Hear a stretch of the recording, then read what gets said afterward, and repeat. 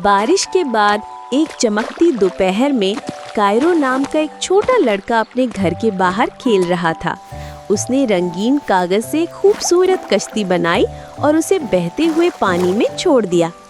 कश्ती खुशी खुशी तैर रही थी, लेकिन अचानक वो एक बड़े पत्थर के पीछे फंस गई। कायरो परेशान हो गया, वो कश्ती तक पहुंच नहीं पा रहा था। अचानक पत्थर के पीछे से एक नन्हा सा मेंढक बाहर निकला। मेंढक ने कायरो की उदासी को देखा और समझ गया कि क्या मसला है। उसने पानी में छलांग लगाई और अपनी छोटी सी नाक से कश्ती को धक्का दिया। कश्ती आजाद होकर दोबारा तैरने लगी। कायरो खुशी से चिल्लाया और उसने मेंढक का शुक्रिया अदा किया।